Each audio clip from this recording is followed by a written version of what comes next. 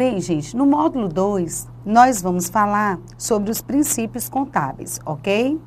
Esses princípios, eles estão previstos na Resolução 750 do Conselho Federal de Contabilidade. Lembrando que essa resolução, ela sofreu uma alteração pela Resolução 1282 de 2010, ok? Bem, antes nós tínhamos 7 princípios. Princípio da entidade, o princípio da continuidade, o princípio da oportunidade, o princípio do valor original, o princípio da atualização monetária, da competência e da prudência. A resolução 1282 extinguiu o princípio da atualização monetária, de modo que hoje nós temos somente 6 princípios, ok? Essa atualização monetária, ela passou a ser uma variação do princípio do valor original. Nós vamos falar sobre isso quando estivermos estudando esse princípio. De modo que hoje nós temos 6 princípios: o princípio da entidade, da continuidade, da oportunidade, do valor original, da competência e da prudência. Uma outra alteração é que antes denominávamos de princípios fundamentais de contabilidade. Hoje chamamos simplesmente de princípios contábeis porque nós sabemos que todo princípio é importante, todo princípio é fundamental, ok? Bem, a resolução, ela diz o seguinte, no artigo 1º, constitui os princípios de contabilidade os enunciados por esta resolução. Parágrafo 1º. A observância dos princípios é obrigatória no exercício da profissão e constitui condição de legitimidade das normas brasileiras de contabilidade. Então, a observância dos princípios, gente, é obrigatória no exercício da profissão e constitui condição de legitimidade, certo? Os princípios são regulados por normas, resoluções do Conselho, que são recepcionadas pelas normas brasileiras de contabilidade. Parágrafo 2º. Na aplicação dos princípios às situações concretas, deve prevalecer a essência das transações sobre os seus aspectos formais. Então, na aplicação dos princípios a caso concreto, deve prevalecer a essência sobre a forma. Então, o que vale hoje é a essência da transação, o tipo da transação e não a sua forma jurídica, ok? Bem, parágrafo 4º, ele trata do princípio da entidade. Esse princípio da entidade, minha gente, ele vai ter uma palavrinha-chave: autonomia patrimonial. Então, o princípio da entidade, ele trata da autonomia patrimonial. O que é que isso significa? Que o patrimônio do sócio não se confunde com o patrimônio da entidade. De um lado, nós temos a pessoa física do sócio. Do outro, nós temos a pessoa jurídica da entidade. E o patrimônio dessas pessoas não se misturam. Cada qual com o seu cada qual. O sócio com o seu patrimônio e a pessoa jurídica com o patrimônio dela. Quando o sócio promete entregar bens ou dinheiro para formar o capital inicial da entidade, que é o que nós falamos no vídeo anterior, sobre integralização do capital, no momento em que há a entrega, o bem deixa de ser da pessoa física do sócio e passa a ser da pessoa jurídica da entidade. Por quê? Por causa dessa autonomia patrimonial, ok? Então, quando há integralização, aumento do capital, onde os sócios prometem entregar, né, bens ou direitos para formar o capital inicial ou para aumentar esse capital social, no momento em que há a entrega, certo? O bem deixa de ser da pessoa física e passa a ser da pessoa jurídica, porque esses patrimônios não se misturam segundo esse princípio da entidade, ok? Então, o artigo 4º ele diz o seguinte: o princípio da entidade reconhece o patrimônio como objeto da contabilidade, certo? Então, o próprio princípio da entidade reconhece o patrimônio como objeto de estudo da contabilidade. Patrimônio esse formado pelo conjunto de bens, direitos e obrigações das pessoas físicas ou jurídicas com sem fins lucrativos. E afirma a autonomia patrimonial.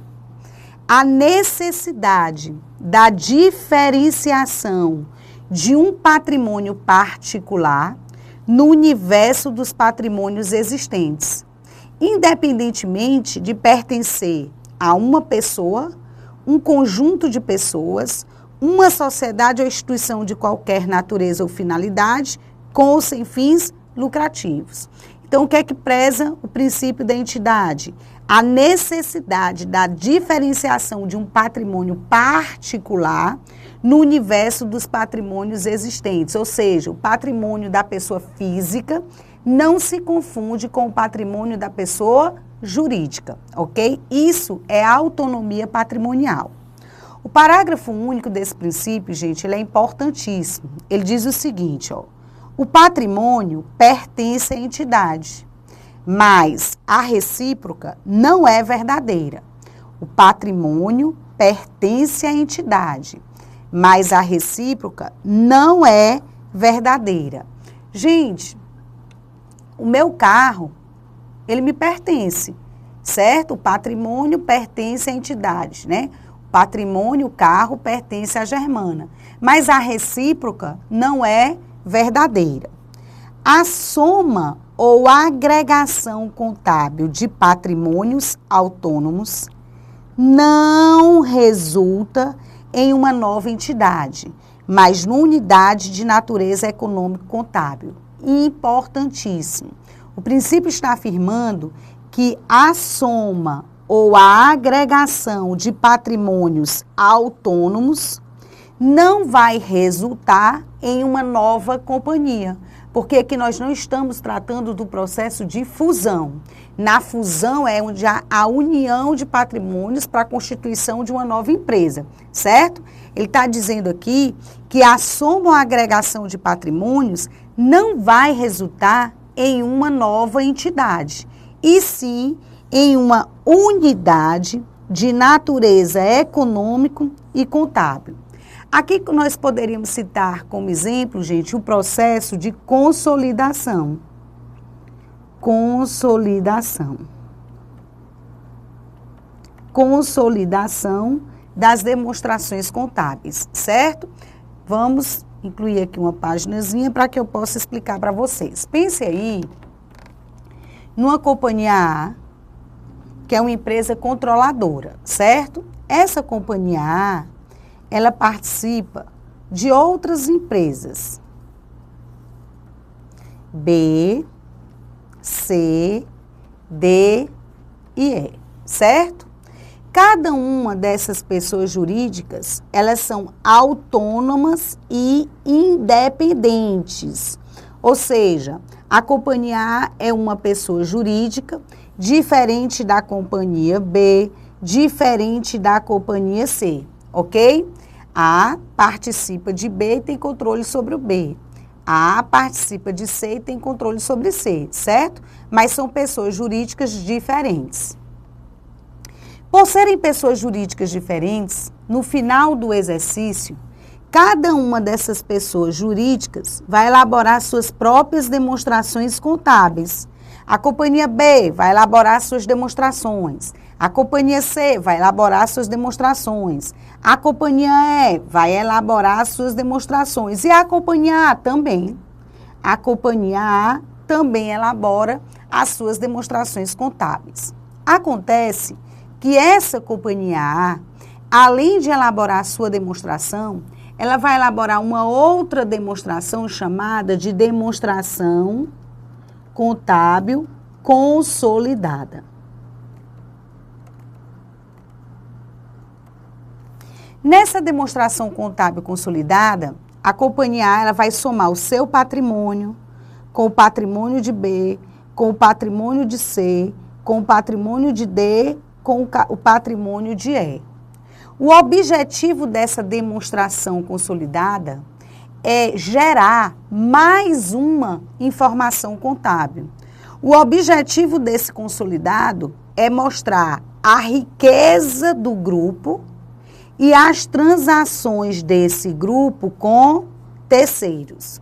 Porque todas as transações intercompanhias, ou seja, todas as transações entre as companhias do grupo, elas serão eliminadas do processo de consolidação.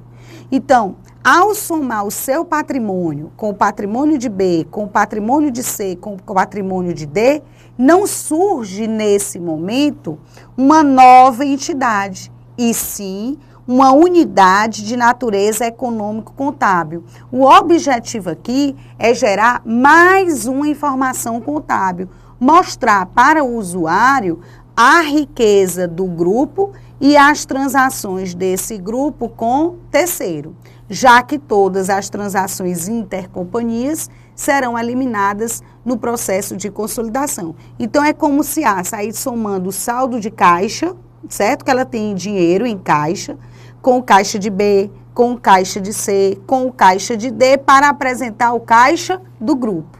A ideia é essa, ok? Ao apresentar o caixa do grupo, não está surgindo uma nova entidade, está se gerando mais uma informação contábil, ok? Então, esse parágrafo único, ele é importantíssimo. A soma ou agregação de patrimônios autônomos, independentes, não resulta em uma nova entidade, mas numa unidade de natureza econômico-contábil, ok? Então, esse é o princípio da entidade que tem como palavrinha-chave a autonomia patrimonial. Princípio da continuidade. Ora, continuidade. A ideia é que as companhias elas vão continuar operando no futuro, certo? Então, as companhias elas vão continuar em operação no futuro. Certo? O artigo 5º ele diz o seguinte: o princípio da continuidade pressupõe que a entidade continuará em operação no futuro e, portanto, a mensuração e a apresentação dos componentes do patrimônio levam em conta esta circunstância. O princípio da continuidade pressupõe que a companhia continuará operando no futuro. Minha gente, ninguém constitui uma empresa achando que vai quebrar. A ideia é de continuidade. A ideia é que a companhia continuará operando no futuro, ok? Então, ninguém constitui uma empresa achando que vai quebrar daqui a 2 ou 3 anos. É tanto que no contrato social, no estatuto, minha gente, ele vai dizer lá que o prazo é indeterminado, justamente porque se espera que ela vai continuar operando no futuro. Mas ele diz assim, ó, a mensuração e a apresentação dos componentes do patrimônio, bens, direitos e obrigações, deve levar em conta essa circunstância. Por quê, minha gente? Porque existem empresas que são constituídas com prazo de vida determinado. Esse prazo, ele vai estar previsto no Estatuto Social. Então, lá no Estatuto ou lá no contrato social, ele vai dizer assim, ó, normalmente, ele diz que o prazo é indeterminado, por causa da ideia de continuidade. Mas existem situações em que a empresa ela é constituída para atender uma necessidade específica, certo? E por isso ela passa a ter um prazo de vida determinado. Por exemplo, eu constituí uma empresa para construir uma obra tal. certo? Então, o prazo de vida dessa empresa é o período de construção daquela obra.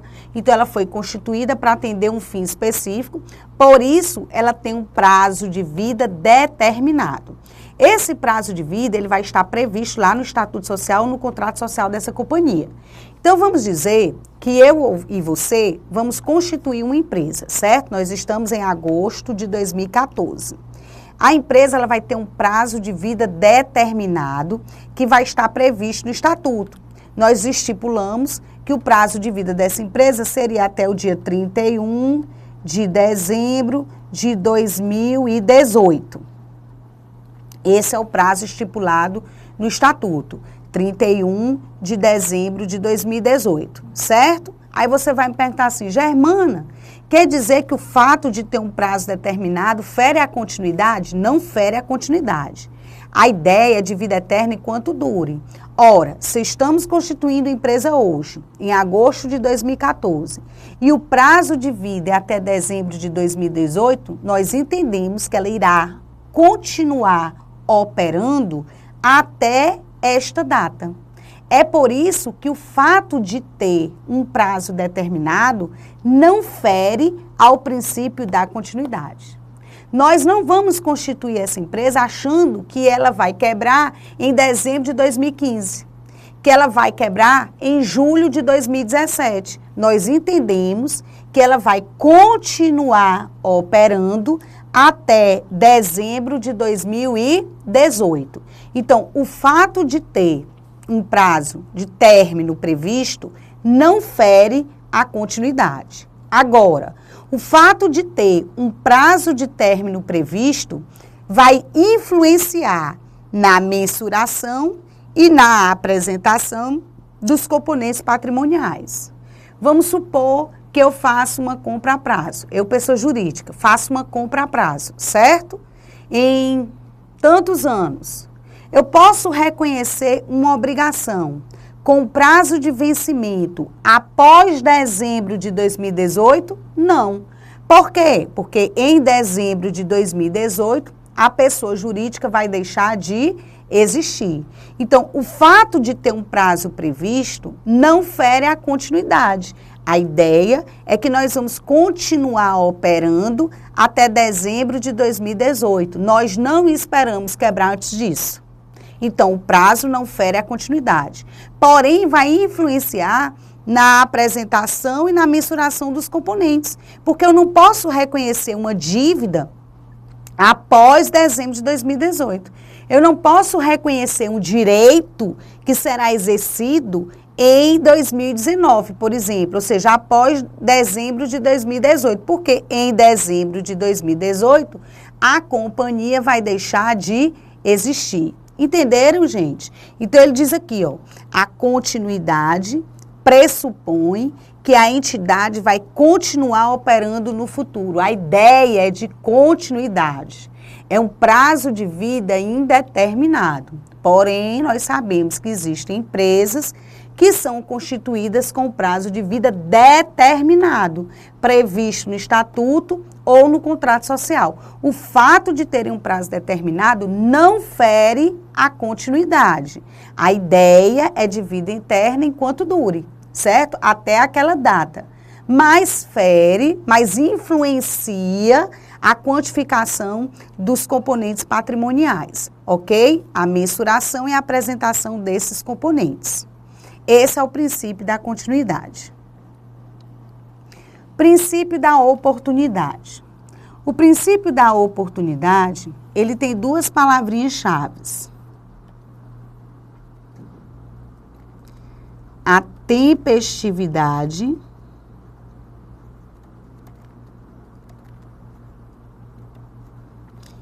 e a integridade.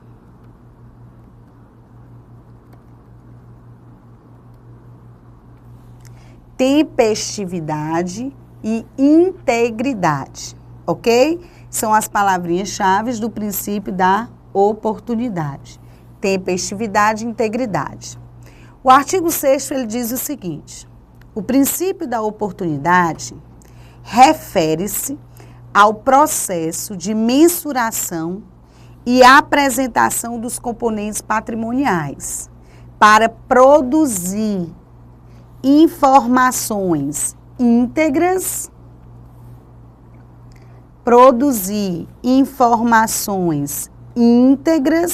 e tempestivas, ok? Então, o princípio refere-se ao processo de mensuração e apresentação dos componentes do patrimônio, com o intuito de produzir informações íntegras e tempestivas. Tempestividade, minha gente, tem a ver com tempo hábil, certo? Ora, se o objetivo da contabilidade é gerar uma informação útil que auxilie no processo de decisão, essa informação, ela precisa chegar ao usuário de forma tempestiva, certo? Então, a tempestividade, ela está associada ao tempo hábil de apresentação e mensuração dos componentes patrimoniais, ok? E de forma íntegra. O fato, ele deve ser evidenciado de forma correta, utilizando a extensão certa, utilizando a conta certa, de forma íntegra, certo? Então, a tempestividade, a oportunidade está relacionada com a integridade e a tempestividade. Parágrafo único. A falta de integridade e tempestividade na produção e na divulgação da informação pode ocasionar a perda de relevância. Por isso, é preciso ponderar a relação entre a oportunidade e a confiabilidade dessa informação. Então, esse parágrafo único, ele é importantíssimo. Ele está dizendo que a falta de integridade e de tempestividade na produção e na divulgação da informação pode ocasionar perda de relevância. O que é relevância? Uma informação, ela é relevante quando ela pode influenciar na decisão de um usuário, certo? Uma informação é relevante quando ela influencia na decisão de um usuário. Então, o artigo, o parágrafo único, ele está dizendo o seguinte: a falta de integridade, que é a veracidade da informação, e tempestividade, que é a questão do tempo hábil, ela pode tornar a informação contábil não relevante, certo?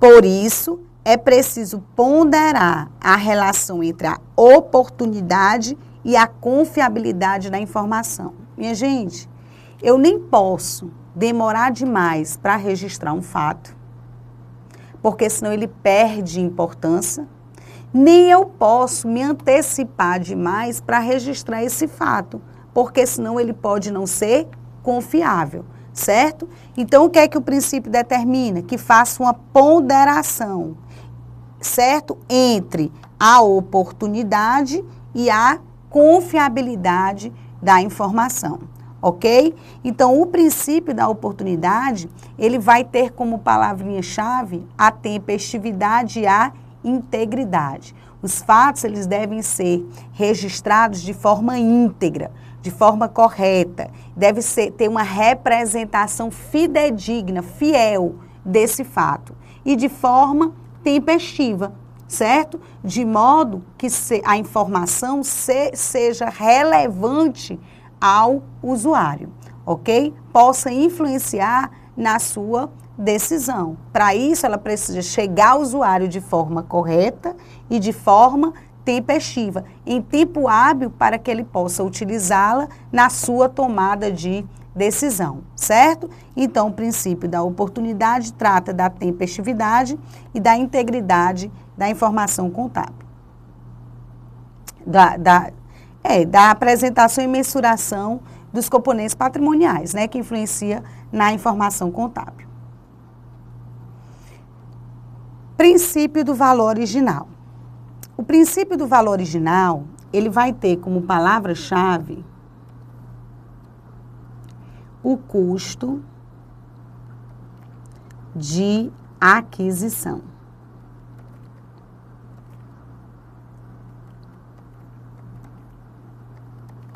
Custo de aquisição.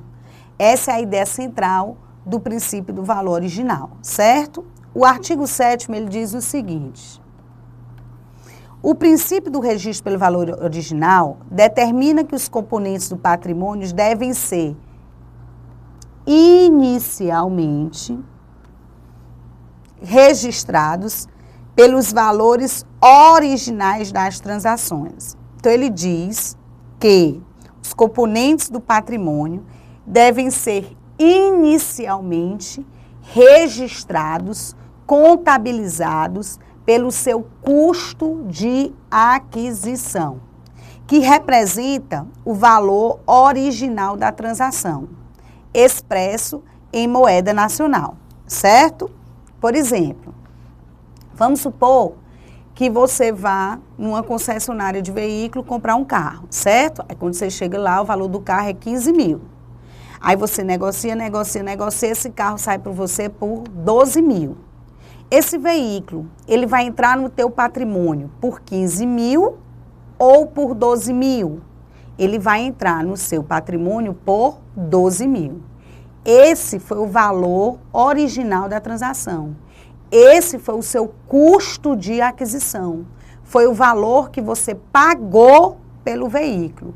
E, inicialmente, os elementos entram no patrimônio pelo seu valor original, pelo seu custo de aquisição, que representa, portanto, o valor de entrada, certo? Então, os elementos, eles entram no patrimônio pelo seu valor original, pelo seu custo de aquisição.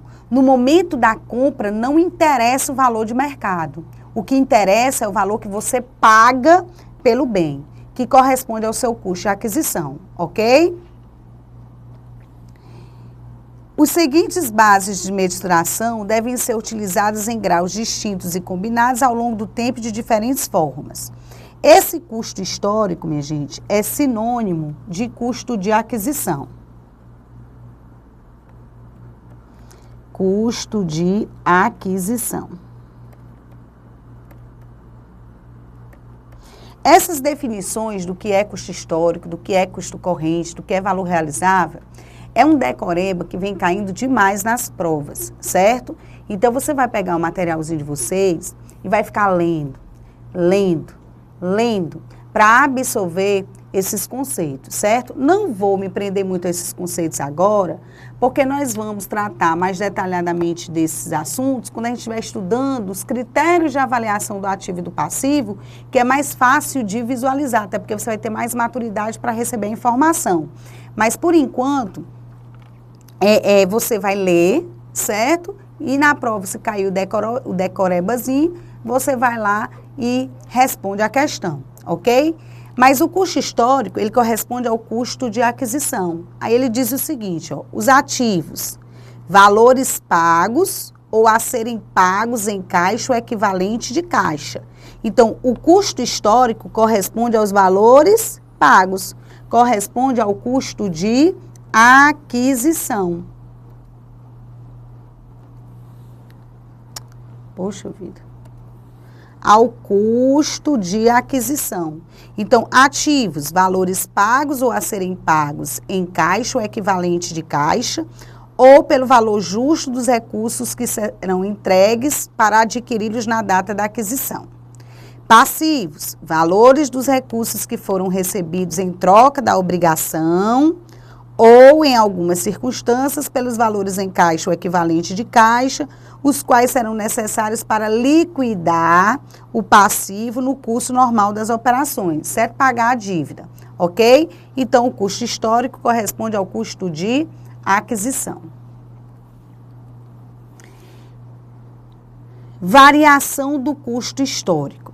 Esse custo histórico, ou seja, esse custo de aquisição, ele pode sofrer uma variação pelo custo corrente, pelo valor realizável, pelo valor presente, pelo valor justo ou pela atualização monetária.